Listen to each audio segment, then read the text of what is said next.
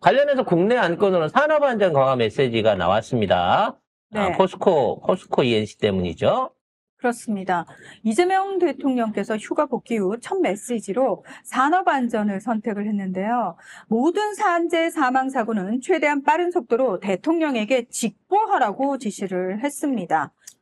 그리고 네. 포스코 ENC에 대해서 건설면허 취소, 공공입찰 금지 등 제재 방안을 검토하라고도 지시를 했습니다. 그러니까 벌써부터 막 주말 내내 너 임직원이 몇 명이네, 뭐 관련 거래업체가 600개네 어쩌네 그러면서 포스코 죽이면은 건설업이 다 죽는 것처럼 개난리를 치고 있거든요.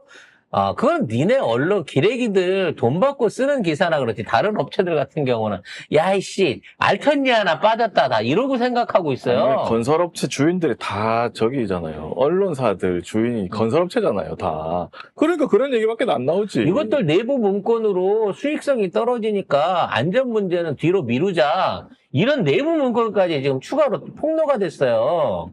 그러니까 애초에 이따위 마인드로 운영을 하는 업체는 아예 현장에서 사라져야 된다라는 거, 이건 시범 케이스가 아닙니다. 아니, 당연히 해야 될 제재와 원래 정해져 있는 그 규정들을 적어놔갖고 그대로만 하면 돼요. 아니, 그러면은 사람이 그렇게 죽여도 된다는 거야? 기업들 하나 살리려고 노동자들 죽어도 된다는 거야? 나는 이재명 대통령 그 하시는 말씀 중에 사람이 행복하자고 일하러 나가는데, 일하러 나간 현장에서 힘든 거, 뭐 어려운 거, 정말 열받는 거, 그것까지는 이해할 수 있지만, 거기서 사람이 죽었어야 되겠냐는 거야. 죽으면 안 되지. 그리고 임금의 값이 그 사람의 생명값이 아니라는 거야. 100만 원 받는 사람이나 1억을 받는 사람이나 다 사람은 소중한 거고, 거기에 대한 제대로 된 원인 규명과 처우 보상이 있어야 된다는 거예요. 근데 이 빌려먹을 놈의 나라나 보험금은 일단 자기 평균 수입을 기준으로 해가지고 살아남아서 일할 수 있는, 노동할 수 있는 날짜를 계산해서 하니까 사람값이 다 틀려지는 거 아니에요.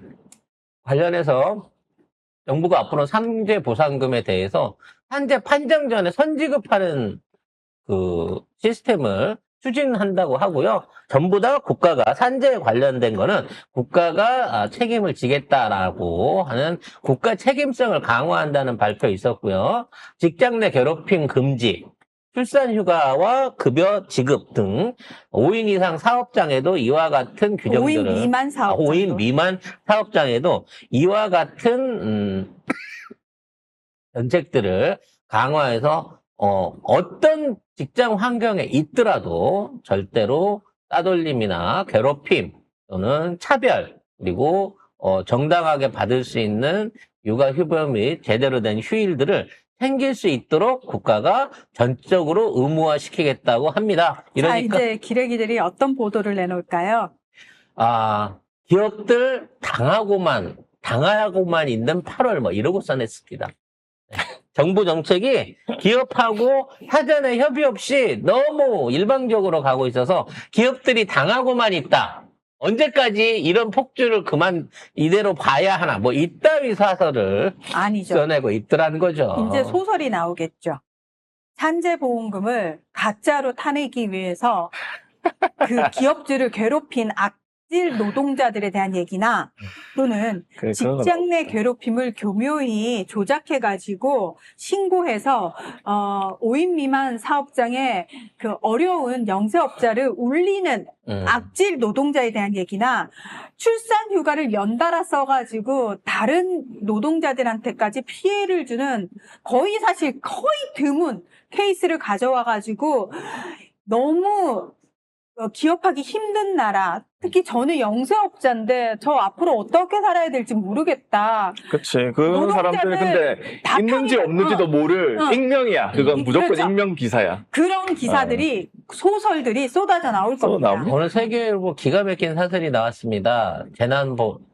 재난이 아니지.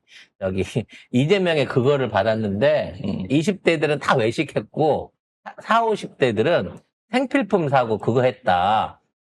그래서 세금으로 먹고 땡했다. 20대는 원래 그러라고 하라고 준 돈이잖아, 이 준 건데? 새끼들아. 그리고 똑같이 밥을 사 먹었는데 40대가 사 먹으면 생계형 소비고 20대가 20대가 사 먹으면 뭐 사치이고 사치이고 낭비야? 아니 어떻게 이따위 사설들을 쓸 수가 있냐 말이지. 그리고 그것 때문에 효과가 나오고 있다는 부분에서는 전혀 언급을 안 해요. 그걸로 먹고 하면은 소상공인들이 이익이 되는 거잖아. 그 뭐가 문제야 도대체? 아무튼 이것들은 아직도 정신 된다. 차리면 멀었다고 생각이 듭니다. 안 된다. 아, 정신을 못 차린다니까. 그러니까 안 돼, 그냥. 처음부터 제정신이었던 적이 없는데 무슨 정신을 차린다는 말씀이십니까? 자, 뭐 속보를 하나만 더 보태자면 그 주식 양도세 대리주 기준 50억 유지 의견을 그러니까 이재명 정부에 공식적으로 전달을 하기로 했다고 합니다. 그러니까 이재명 대통령으로서는 이걸 좀 이제 부담을 덜 거죠. 부담을 덜었기 때문에 이에 관련한 50억 유지가 그대로 진행이 될 것 같고, 그 말 많았던 진 의원 이후에 그 말 많았던 이 논란도 어느 정도 종료가 될 것으로 보입니다. 네. 한정혜 더불어민주당 정책위 의장이 상장 주식 양도소득세 대주주 기준을 이 50억 원으로 그대로 두는 쪽으로 의견을 전달을 했다라고 합니다. 자, 또 하나의 이슈가 그 사면 명단 관련된 내용이었죠.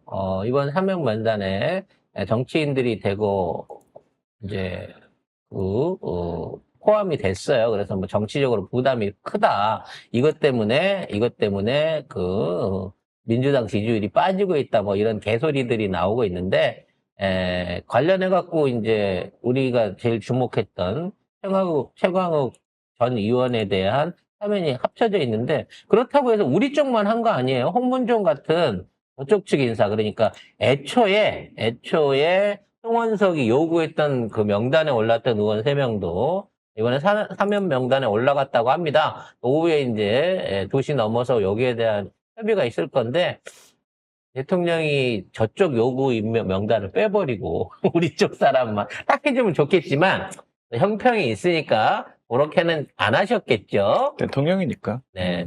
그래서 아마 뭐 그런 식으로 포함이 될 것 같습니다. 근데 이제 주말 내내 얘기되고 있는 게 그럼 최강욱이 검찰총장이 되는 거냐?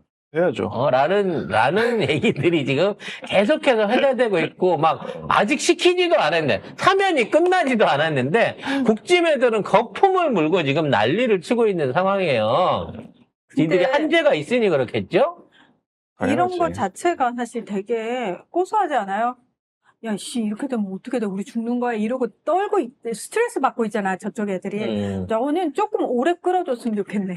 그래서 아마도 검찰총장 인사는 대행체제로 앞으로 계속 어느 정도 한두 달 정도 더 유지될 것으로 보여집니다. 일단 이제 그 냉정한 분석 안에서 보면 이제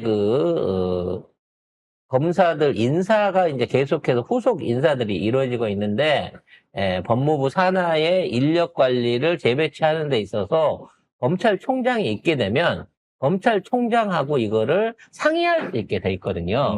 근데 이제 검찰총장이 물론 예를 들어 최강욱을 뽑는다 그러면 더 살벌하게 가겠지만, 저쪽 측 인사가 뽑히거나 기존의 검사 안에서 뽑히게 되면 또는 집단 반발을 하거나 여기에 대해서 또 다른 의견들을 내놓으면서 내부 충돌을 일으킬 수 있다는 거죠. 가장 대표적인 사례가 노무현 대통령 시절에 그 당시에 이제 검찰총장이었던 갑자기 이름이 생각이 안 나네. 뭐였는데, 아이씨. 그 당시에 이제 검찰총장을 일대로 인선을 했는데, 이 검찰총장이 집권 1년 차에 노무현 대통령 관련한 주변 인사들에 대한 비리 수사를 들어가면서 송광수. 네. 내 목을 쳐라. 중수청을 해체하겠다 얘기했더니 그럴 바엔 내 목을 쳐라 이러면서 그때 목을 쳤어야 되는데. 그러니까 쳤어야 되는데 그때 이게 결과적으로는 이제 그때 검찰 개혁이 미비가 됐던 게 신임 검찰총장을 잘못 세운 거거든요. 마찬가지로 문재인 정부에서도 듣보잡이었던 윤석열을 충성한다는 말 한마디만 믿고 밑에 간신들 얘기 듣고 조기 채용을 했다가 얘네가 결국은 검찰권을 쥐고 흔들면서 문재인 정권을 내내 흔들었고 결국 나중에 정권까지 뺏기게 만드는 이 과오를 만들었다는 거예요. 그래서 윤석열은 그렇게 하지 않았습니다. 윤석열 자신이 검찰 인사를 하기 직전에 검찰총장을 두지 않은 상태에서 추천권 내지는 인사검증권을 법무부 장관한테 넘기고 한동훈이랑 둘이서 검찰총장 없이 검찰 인사를 지사람으로 다 바꿨어요. 내부적인 반발을 못하게끔 만들어 놓은 상태에서. 그래서 우리 정부도 지금 있는 이재명 정부도 이걸 서둘러 가지고 굳이 나중에 딴지갈 사람을 세울 필요가 없다는 겁니다. 그리고 세워라고 요구한다면 그럼 최강욱으로 할까? 요렇게 가는 거거든요. 결국 제가 보기에는 10월 달에 검찰 내부 인사가 마무리될 때까지 앞으로 한두 달은 더 지금에 있는 체제가, 그러니까 대행 체제가 유지가 될 것이고 이걸 통해 가지고 내부적인 검찰 인사 반발 없이 이대로 유지하고 갈 가능성이 높다라고 봐진다는 점이죠. 그래서 이와 같은 최강욱 카드는 활용해서의 가치가 아니라 이 카드도 있어라고 얘기하는 순간 지금 검찰총장에 대한 빠른 선임을 요구하는 또는 내부적으로 지네들끼리 이 사람 후보군을 이렇게 올려놓고 이 사람이 괜찮을 것 같습니다 라고 얘기하면서 이 사람 올라오면 이 사람 앞세워가지고 어떻게든 정부하고 좀 해봐야지 라고 하는 기조들을 사전에 차단할 수 있는 굉장히 좋은 선택이 아니었나 라는 생각을 해보게 됩니다.